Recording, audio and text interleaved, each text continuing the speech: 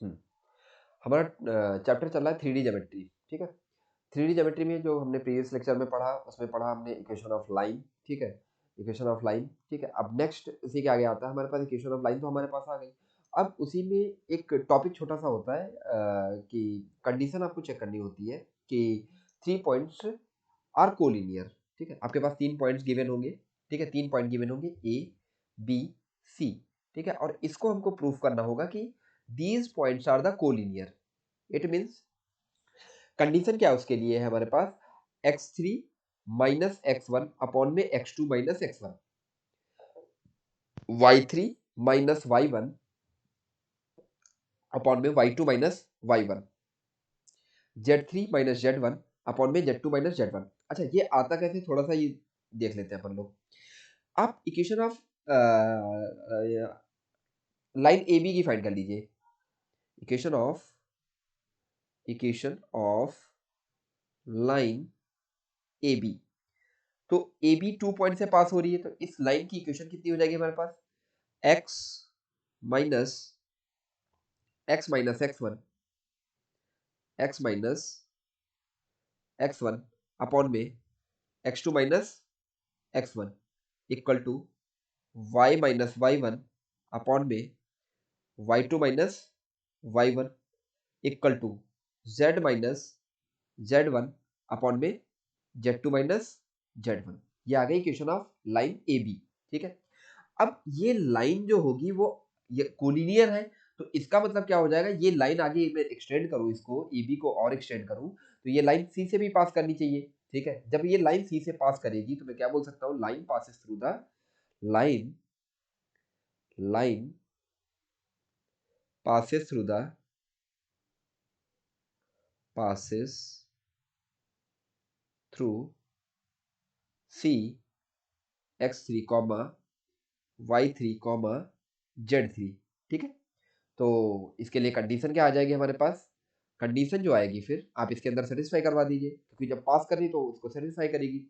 तो यहाँ से कितना आ जाएगा हमारे पास, x3 माइनस x1 अपॉन में x2 minus x1 equal to y3 minus y1 upon में y2 minus y1 equal to z3 minus z1 upon में z2 माइनस z1। क्लियर हो गया ना। अच्छा, यही कंडीशन मैंने यहाँ पे लिख रखी है, ये जो कंडीशन मैंने यहाँ पे लिखी है ना, यही कंडीशन मैंने यहाँ पे लिख रखी है। ठीक है, तो अब इतना तो क्लियर हो गया ना ये आता कैसे है। ठीक है, कंडीशन कैसे आ गई। अब इसी से रिलेटेड एक क्वेश्चन अपन लोग देखते हैं कि जैसे हमको ये प्रूफ करना है कि so that the point A, ठीक है, B C are the collinear. तो अपन पहले क्या करेंगे, एक इक्वेशन ऑफ लाइन फाइंड कर लो। इक्वेशन ऑफ लाइन फाइंड करते हैं अपन। तो इक्वेशन ऑफ सोल्यूशन इसका देखते हैं। Solution equation of A B line, A B line, तो उसके लिए क्या हो जाएगा हमारे पास, लाइन की इक्वेशन कितनी हो जाएगी, ये हमारे पास है x1 y1 z1, और ये x2 y2 z2, और ये हमारे पास x3 y3 z3। ठीक है, तो लाइन की इक्वेशन कितनी हो जाएगी हमारे पास, अब लाइन की इक्वेशन लिखेंगे तो कितना हो जाएगा, x माइनस टू अपॉन में 1 minus two is equal to y minus three upon में -2 -3 is equal to z minus +4 upon में 3 + 4। ठीक है, तो यहाँ से कितना आएगा हमारे पास, x माइनस 2 अपॉन में -1 इक्वल टू y-3 अपॉन में -5 is equal to z +4 upon में 7। अच्छा, ये जो लाइन ए बी लाइन होगी वो कहाँ से पास करेगी, सी से पास करेगी। तो line line A B passes through through C. C point कितना है, 3 8 -11, तो इसको सेटिस्फाई भी करेगा। जब ये सेटिस्फाई करेगा तो क्या हो जाएगा हमारे पास, x के प्लेस पे आप 3 8 एक्स वाई जेड के प्लेस पे आप क्या रख दीजिए, 3 8 -11। ठीक है, तो कितना हो जाएगा हमारे पास, 3 -2 अपॉन में -1 इक्वल टू 8 -3 अपॉन में -5 इक्वल टू -11 + 4 अपॉन में 7। तो यहाँ से कितने आने वाला है हमारे पास -1 इक्वल टू, यहाँ से कितने आने वाला है -1 इक्वल टू, यहाँ से कितना आने वाला है हमारे पास -1। कैसे 3 -2 -1, सॉरी 3 -2 1 और ये -1 ऑलरेडी दे रखा है तो -1 आंसर आ जाएगा। 8 -5 कितना होता है 5, 8 -3 इज 5 और -5 दे रखा है तो 1 आ जाएगा, -1 आ जाएगा। -11 यहाँ से 7 आएगा हमारे पास तो माइनस का 7 आएगा तो ये 7 7 से कैंसिल आउट हो जाएगा, हमारे पास -1 आ जाएगा। हैंस अब हम बोल सकते हैं कि सारी वैल्यूज क्या आ गई हमारे पास, ये सारी वैल्यूज क्या है इक्वल आ गई, ठीक है। तो इससे मैं क्या बोल सकता हूँ, हैंस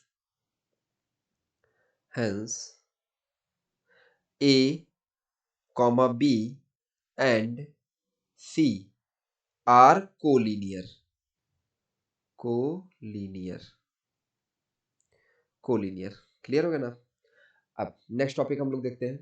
नेक्स्ट क्या दे रखा है, इसके अंदर दे रखा है हमारे पास दो इक्वेशन है हमारे पास लाइन की, 2 इक्वेशन है। एक आर वेक्टर फॉर्म दे रखी है हमारे पास, एक दे रखा है हमारे पास R vector equal to r1 vector plus lambda m1 vector, यहाँ पे आप म्यू कर लीजिए, म्यू, ठीक है, ये म्यू हो जाएगा। आर वेक्टर इक्वल टू कितना दे रखा है हमारे पास, R vector equal to r1 vector plus lambda m1 vector और R vector equal to m2 mu m2 vector, ठीक है। इन्हीं के कार्टेशियन फॉर्म L1 की इक्वेशन क्या हो जाएगा, x माइनस x1 अपॉन में a1 equal to y minus y1 upon में b1 z minus z1 upon में c1। L2 की इक्वेशन क्या हो जाएगी हमारे पास, लाइन जो सेकंड दे रखी है वेक्टर फॉर्म में x माइनस x2 अपॉन में a2 y minus y2 upon में b2 z minus z2 upon में c2। अच्छा, यही जो a1 b1 c1 जो वैल्यू आई है ये m1 की वैल्यू है, m1 वेक्टर है हमारे पास, ठीक है।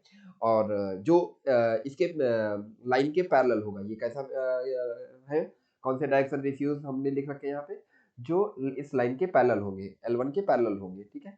ऐसे ही यहाँ पे क्या दे रखा है m2 वेक्टर, m2 वेक्टर क्या हो जाएगा, जो L2 के पैरेलल वेक्टर होगा, तो ये पैरेलल वेक्टर के पैरेलल वेक्टर दे रखा है हमारे पास और ये क्या दे रखा है, उनका डायरेक्शन रेशियोज दे रखे हैं, क्लियर हो गया ना। अच्छा, इसी में कंडीशन आता है कि ये दोनों लाइंस क्या हो जाए, when two lines are perpendicular to each other, perpendicular to each other का मतलब क्या हो जाएगा, ये दोनों इनके बीच का जो एंगल होगा थीटा, थीटा इक्वल टू कितना होना चाहिए 90 डिग्री, क्लियर हो गया ना। दैट मीन्स कहने का मतलब है एक लाइन मेरे पास इस तरीके से दे रखी है तो दूसरी लाइन कैसी होनी चाहिए, इस तरीके से होनी चाहिए और इनके बीच का ये एंगल जो बता रहा है वो 90 डिग्री दे रखा है, ठीक है। ये लाइन L1 है तो ये लाइन L2 है, ठीक है, ये परपेंडिकुलर हो गया, ठीक है। तो उसके लिए कंडीशन क्या होती है हमारे पास, A1 A2 plus B1 B2 plus C1 C2 equal to 0, ठीक है। अच्छा, ये A1 A2 B1 B2 C1 C2 ये आया कहाँ से, वही जो दोनों लाइन के जो पैरेलल वेक्टर था उसके डायरेक्शन रेशियोज यहाँ पे हैं, ठीक है। उन दोनों के डायरेक्शन रेशियोज का मैं मल्टीप्लाई करूंगा तो कितना आना चाहिए हमारे पास, 0 के इक्वल आना चाहिए, ठीक है। ये बात समझ में आएगी नहीं। नेक्स्ट नेक्स्ट हमारे पास दे रखा है lines are parallel to each other, मतलब नेक्स्ट इसी में बोलेगा कि when the lines are parallel to each other. जैसे लेट अस सपोज एक लाइन हमारे पास ये दे रखी है और दूसरी लाइन हमारे पास जो दे रखी है वो ये दे रखी है, ठीक है। तो ये लाइन L1 और L2 जो दे रखी है वो आपस में कैसी दे रखी है, पैरेलल दे रखी है, L1 एंड L2।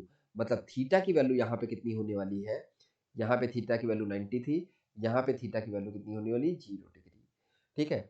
अच्छा, ये पैरेलल बोले चाहे कोलिनियर बोले, दोनों का मतलब यहाँ पे यही कंडीशन रहेगी, कोलिनियरिटी के भी केस में यही कंडीशन आपको लगानी है और पैरेलल के कंडीशन में भी यही लगाना है कंडीशन, ठीक है। तो क्या हो जाएगा A1 अपॉन में A2 equal to B1 upon में B2 equal to C1 upon में C2, क्लियर हो गया ना, ठीक है। ये कंडीशन है when lines are parallel to each other, ठीक है।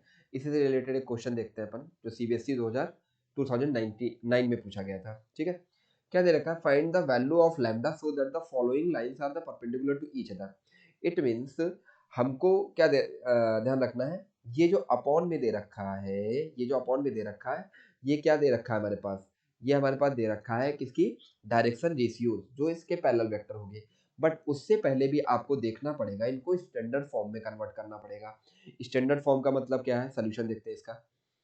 सोल्यूशन नोट डाउन कर लीजिए, इक्वेशन नोट डाउन करने के कितना हो जाएगा x माइनस 5 अपॉन में 5 lambda plus 2 equal to 2 minus y upon में 5 equal to 1 minus z upon में -1। ठीक है, ये की क्वेश्चन ये दे रखी है, ये L1 दे रखी है हमारे पास। और अच्छा, इसको स्टैंडर्ड फॉर्म में भी कन्वर्ट कर लेते हैं। ठीक है, यहीं पे मैं स्टैंडर्ड फॉर्म में कन्वर्ट कर ले रहा हूँ। देखो क्या है, एक्चुअली में स्टैंडर्ड फॉर्म होता है x माइनस x1 अपॉन में a1 equal to y minus y1 upon में b1 equal to z minus z1 upon में c1। बट ये इस फॉर्म में तो है नहीं, इसको कन्वर्ट करें कैसा हो जाएगा, x माइनस 5 अपॉन में 5 लैम्डा प्लस 2 इक्वल टू, यहाँ से माइनस कॉमन ले लीजिए, कितना आ जाएगा हमारे पास, ये मैं माइनस साइन कॉमन ले लेता हूँ तो कितना आएगा, y माइनस 2 अपॉन में माइनस सॉरी अपॉन में 5 इक्वल टू माइनस यहाँ से भी कॉमन ले लीजिए, z माइनस 1 अपॉन में -1। तो इक्वेशन क्या बनने वाली है, ये माइनस माइनस कैंसिल आउट हो जाएगा और ये वाला माइनस नीचे आ जाएगा। तो x minus 5 lambda plus 2 equal to y minus 2 upon में, ये डिनोमिनेटर में आ जाएगा तो माइनस का 5 equal to z minus 1 upon में 1। ठीक है, तो यहाँ से हमारे पास आ गया, क्या आ गया, ये आ गया हमारे पास x1 y1 z1 की वैल्यू, a1 b1 c1 की वैल्यू। ये हमारे पास किसकी वैल्यू है, ये a1 दे रखा है, ये वैल्यू किसकी दे रखी है, b, मतलब a1 इक्वल टू कितना हो जाएगा हमारे पास 5 लैम्डा प्लस 2 और b की 1 की वैल्यू कितनी हो जाएगी -5 और ये आ जाएगा c1 की वैल्यू कितनी हो जाएगी हमारे पास 1। क्लियर हो गया ना। अब सेकेंड इक्वेशन ऑफ लाइन क्या दे रखी है हमारे पास, सेकेंड इक्वेशन ऑफ लाइन जो दे रखी है वो देखते हैं क्या दे रखी है। सेकेंड इक्वेशन ऑफ लाइन जो दे रखी है, एक हल्का सा पार्टीशन कर लेते हैं, ये लाइन L2 L1। ठीक है,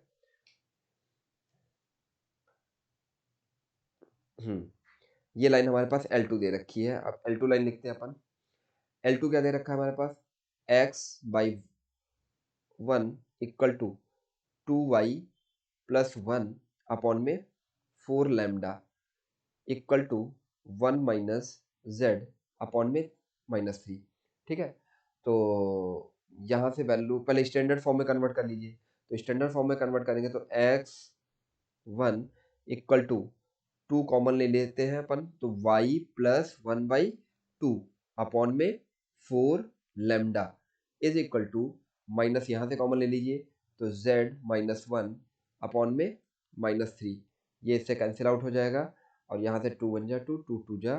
ठीक है, x1 equal to y plus 1/2 equal to 2 lambda equal to z minus 1 upon में 3। क्लियर हो गया ना।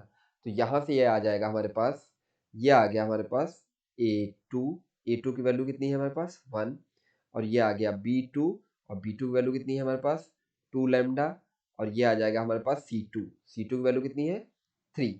अब कंडीशन क्या बोल रखी है, क्योंकि कंडीशन उसने पहले बोल दिया है, क्या बोल रखा है उसने कि ये जो लाइंस हैं ये क्या है हमारे पास, ये परपेंडिकुलर है। परपेंडिकुलर लिए कंडीशन क्या होती है हमारे पास, when lines are perpendicular to each other. ठीक है, तो क्या हो जाएगा L1, ये जो हमारे पास L2 दे रखी थी, ये इक्वेशन L2 दे रखी थी लाइन की, तो L1 is perpendicular to L2। तो कंडीशन होती है हमारे पास A1 A2 plus B1 B2 plus C2 equal to 0। तो A1 कितना है, A1 कितना है 5 lambda plus 2 into 1 plus -5 into 2 lambda plus 1 into 3 equal to 0। तो यहाँ से कितना आने वाला है 5 लैम्डा प्लस 2 माइनस 2 5 जा 10 lambda plus 3 is equal to 0। तो 5 यहाँ से कितना आएगा हमारे पास 5 लैम्डा माइनस 10 लैम्डा और ये आने वाला है हमारे पास प्लस का 5 इज इक्वल टू 0। यहाँ से आएगा माइनस का 5 लैम्डा और ये इक्वल टू में -5, तो ये इससे कैंसिल आउट हो जाएगा। तो लैम्डा की वैल्यू जो आने वाली है लैम्डा इक्वल टू 5/5 5। आंसर कितना आएगा 1। इसका मतलब लैम्डा की वैल्यू जो आई हमारे पास वो कितनी आ गई 1। यही हमारा आंसर है। ठीक है, तो ये बात हम सीख गए ना कि मतलब एक कंडीशन दे रखी होगी, ऐसे भी क्वेश्चन पूछ दिए जाते हैं कि जब दे रखा हो हमारे पास कि लैम्डा की वैल्यू दे रखा हो क्वेश्चन के अंदर कि आपको फाइंड करने के लिए बोल दिया जाए ये कि आपको फाइंड करनी है, इक्वेशन फाइंड करनी है आपको। ठीक है, ये इक्वेशन दे रखी है हमारे पास, दो इक्वेशन दे रखी है। ठीक है, एक ये दे रखी है, एक ये दे रखी है, और ये दोनों आपस में परपेंडिकुलर हैं, तो परपेंडिकुलर है और एक वैल्यू दे देगा अननोन। ठीक है, लैम्डा की। ठीक है, तो उसमें लैम्डा की वैल्यू कैसे फाइंड करते हैं, उसके लिए मेथड क्या है। ठीक है, आज के लिए इतना ही।